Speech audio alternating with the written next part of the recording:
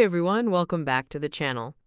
Tonight's episode is a mix of stories, some told by men, some by women, but all of them have one thing in common. They're raw, emotional, and brutally honest.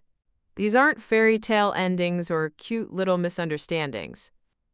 These are the real moments when trust breaks, when love turns into pain, and when people finally see the truth they've been avoiding. Some stories will hit hard, some will make you angry, and some might feel a little too familiar. So get comfortable, settle in, and let's dive into these stories together. If you enjoy the video, don't forget to like, subscribe to the channel, and enjoy the listening. She thought I'd sit there and cry, but I walked out like a man she'll never replace.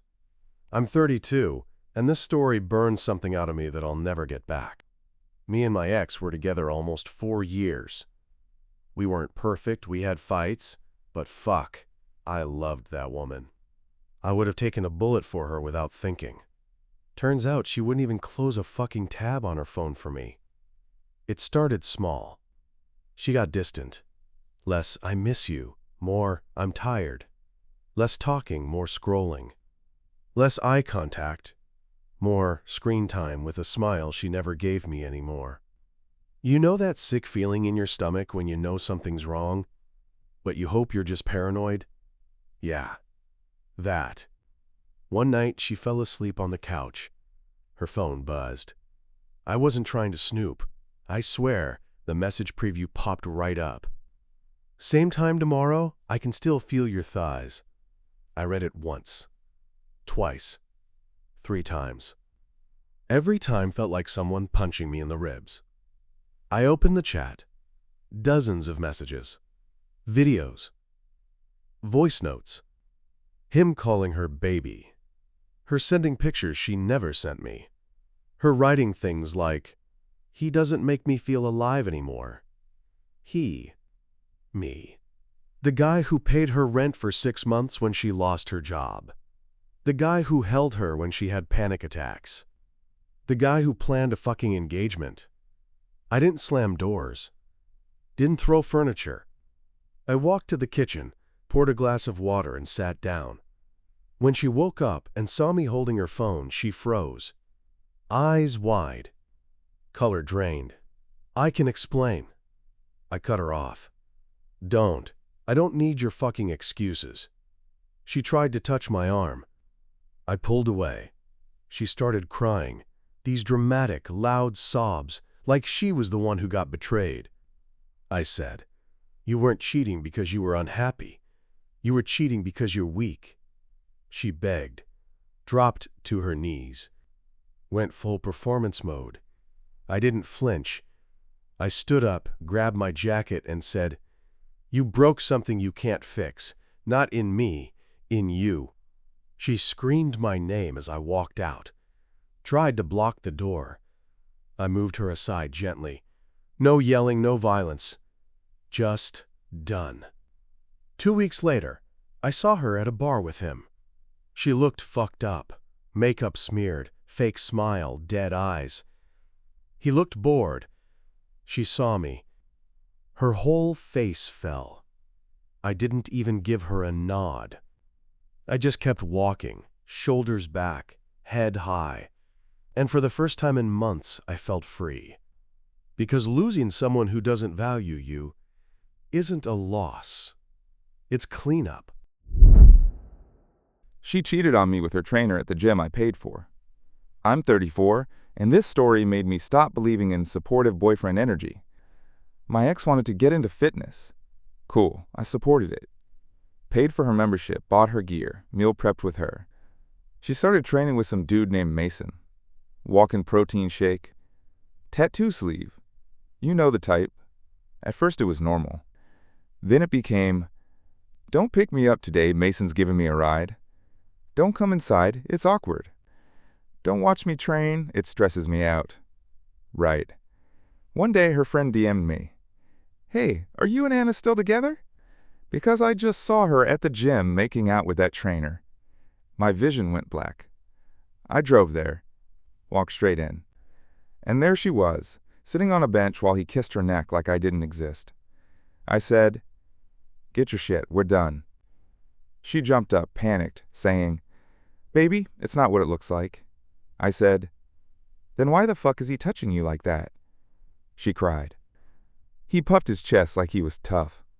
I looked at him and said, "Relax, bro. You're not special. You're next on her list." I walked out. He told me I was his future while building a secret life behind my back.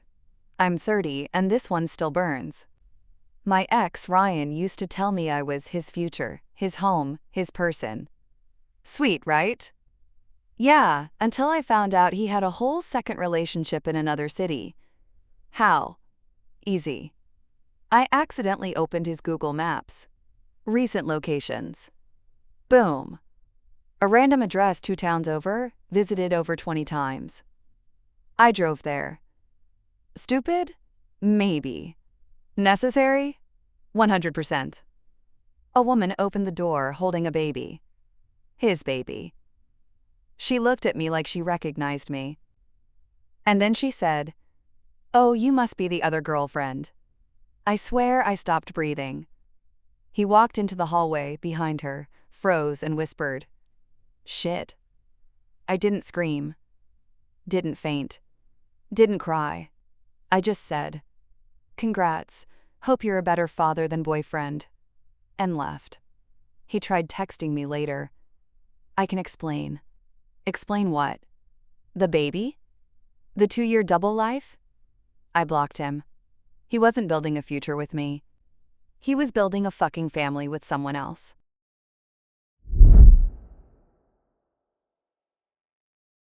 He cheated on me with my roommate in our own bedroom. I'm 26, and this one still stings. I shared an apartment with my best friend. We were like sisters. I trusted her with everything. Guess what she did? She fucked my boyfriend.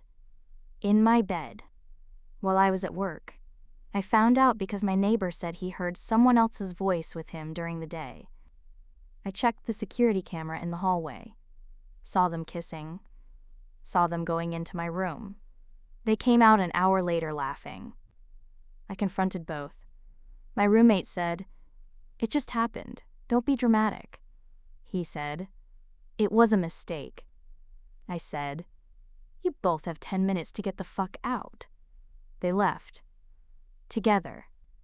A month later, I saw them on Instagram posting selfies with the caption, "Sometimes love finds you in unexpected places."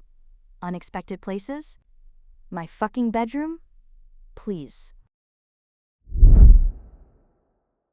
He cheated on me during my dad's funeral.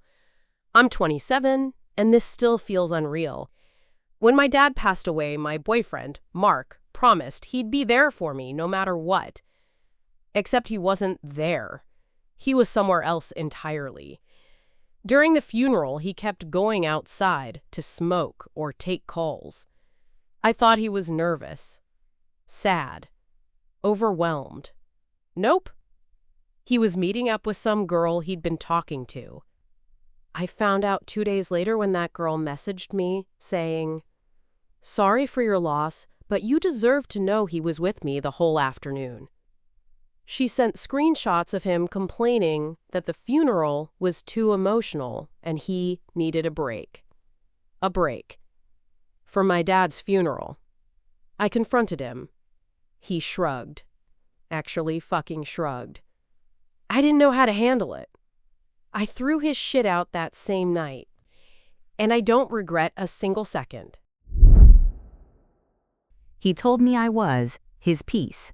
Then I found the messages he sent to his coworker. I'm 35, and I swear men love using poetic bullshit right before doing something disgusting. My ex used to tell me I was his piece, his calm, his best friend. Meanwhile, he was texting his coworker stuff like, "I want your lips on my neck again. You tasted so good last time. She'll never know." I didn't snoop. He handed me his phone to show me a meme. A message popped up right on top. Everything inside me turned cold. I scrolled. He begged me not to. I scrolled anyway. He tried to explain. I didn't let him. I said. You don't get to call me your piece when you're the one destroying mine. He begged, cried, offered to go to therapy. I packed my shit and left. Some betrayals don't hurt. They numb you. She told me I was overreacting until I found her Uber receipts. I'm 31, and this is the story that killed whatever innocence I had left. My ex, Lily, used to call me paranoid all the time. Anytime I asked a question, anytime something felt off, I was insecure, dramatic, too intense. Yeah, sure. One night she said she was going to dinner with coworkers. She came home late, smelled like someone else's cologne, and acted offended when I asked why she didn't answer her phone for 3 hours. So I did something I'd never done before. I checked our shared Uber account. Guess what I found? Not a ride to the restaurant. Not a ride home. A ride to some guy's apartment. And then a ride home from the same apartment, 3 hours later. I confronted her. She rolled her eyes and said, "You're seriously checking my Uber? That's pathetic." I said, "Not as pathetic as getting dropped off at another man's place." She froze. I watched every lie die in her throat. I said, "Pack your shit." She tried the classic. It didn't mean anything. I laughed. Actually laughed. Then go back to him. She did. 2 weeks later, they broke up.